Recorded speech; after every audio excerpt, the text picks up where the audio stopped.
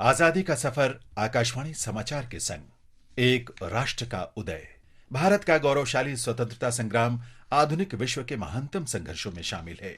आकाशवाणी से हम रोजाना प्रस्तुत कर रहे हैं इस संघर्ष की झलक।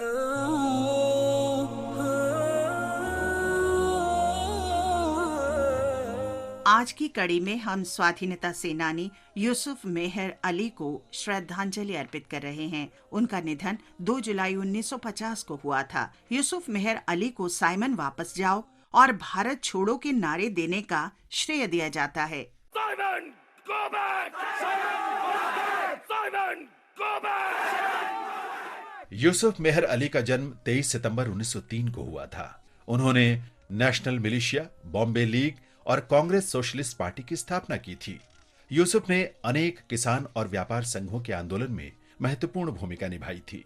उन्होंने साइमन कमीशन के विरुद्ध आंदोलन में भी भाग लिया था। भारत छोड़ो आंदोलन से भी वे जुड़े रहे और जेल गए। 1942 में वे बंबई के महापौर चुने गए। तब वे यरवड़ा केंद्रीय कारागार में थे।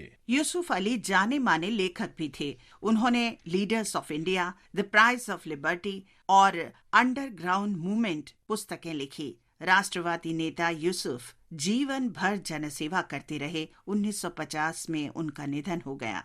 इस महान भारतीय यूसुफ अली को नमन।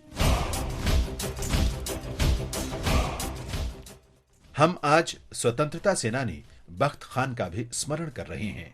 बहादुर शाह जफर ने 2 जुलाई 1857 को उन्हें हिंदुस्तान आर्मी का जनरल नियुक्त किया था। वे उत्तर प्रदेश के बरेली के निवासी थे।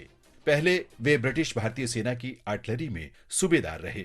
1857 में भारत के प्रथम स्वतंत्रता संग्राम के दौरान उन्होंने ब्रिटिश सेना छोड़ दी और बरेली में स्वाधीनता से जुड़ी गतिविधियों में भाग लेने लगे। बख्त खान बरेली में सैन्य गतिविधियों के लिए ब्रिगेडियर बना दिए गए। उन्होंने हथियारों और गोला बारूद की व्यवस्था की। बख्त खान ने जून 1857 में अपने साथियों, खजाने और हथियारों तथा गोला बारूद के साथ दिल्ली की ओर कूच किया। बख्त खान 2 जुलाई 1857 को दिल्ली पहुंचे, जहां बहादुर शाह जफर ने उनका स्वागत किया। बहादुर शाह ने उन्हें फरजंद कहा और जनरल के खिताब के साथ कमांडर इन चीफ नियुक्त किया। बख्त खान ने दिल्ली में सेना को पुनर्गठित किया और उन्हें कड़े अनुशासन में रहने का आदेश दिया। उन्होंने दिल्ली में कानून व्यवस्था बनाए रखने के लिए प्रशासनिक परिषद के गठन में महत्वपूर्ण भूमिका निभाई, जिसे जलसाए फौजी कहते थे। हालांकि उन्होंने दिल्ली में अनेक ठिकानों से अंग्रेजों को उखाड़ने में सफलता पाई, लेकिन 25 अगस्त 1857 को नजफगढ़ में उन्हें पराजय का सामना करना पड़ा। सितंबर 1857 में अंग्रेजों के कब्जे के बाद बख्त खान ने दिल्ली छोड़ दी, लेकिन लखनऊ और रुहेलखंड में अंग्रेजों से लड़ाई जारी रखी। प्रथम स्वतंत्रता संग्राम के दमन के उपरांत बख्त खान नेपाल चले गए और माना जाता है कि 1859 में लड़ाई के दौरान उनका निधन हो गया। इस महान स्वाधीनता सेनानी बख्त खान को हमारा शत शत नमन। हम शहीद सावन को भी आज श्रद्धांजलि अर्पित कर रहे हैं, जिन्होंने 1857 के प्रथम स्वतंत्रता संग्राम में गुजरात से भाग लिया था। सावन ने अंग्रेजों की क्रूरता के विरोध में आवाज उठाई और अपने पड़ोसियों को हथियार उठाने और विदेशी शासन को उखाड़ने के लिए प्रेरित किया। अंग्रेजों ने उन्हें पकड़ लिया और उन पर राजद्रोह तथा कंपनी शासन से विद्रोह करने के आरोप लगाए। इसके लिए सावन को बेड़ियों में जकड़कर आजीवन कारावास की सजा सुनाई गई।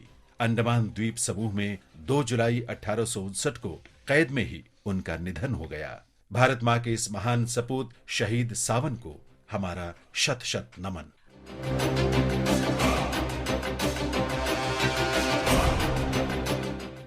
आज हम शहीद दोधई, भगवान और सहदेव का भी स्मरण कर रहे हैं। वे उत्तर प्रदेश के गोरखपुर जिले के निवासी थे। इन वीरों को 2 जुलाई 1923 को फांसी दे दी गई थी। असहयोग आंदोलन के दौरान चौरी चौरा थाने की ब्रिटिश पुलिस ने क्षेत्र में शांतिपूर्ण प्रदर्शनकारियों पर गोली चला दी। गोलीबारी में अनेक लोग मारे गए और बहुत सारे लोग घायल हुए। जब पुलिस की गोली खत्म हो गई तो गोलीबारी से क्रोधित भीड़ को देखकर पुलिस पीछे हट गई और थाने में जाकर छुप गई। कुछ घायल सत्याग्रहियों ने थाने की इमारत पर मिट्टी का तेल छिड़ककर आग लगा दी। इसके कारण थाने के अंदर सभी 23 पुलिस कर्मियों की मृत्यु हो गई।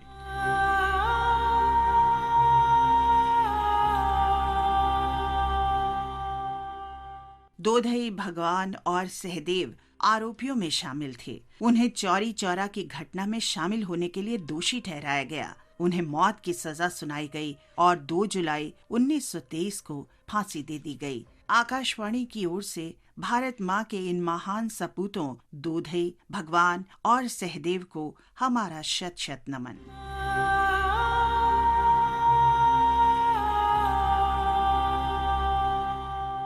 इसके साथ ही आजादी का सफर आकाशवाणी समाचार के संग की ये कड़ी अब यहीं संपन्न होती है। कल फिर मिलेंगे नई कड़ी के साथ।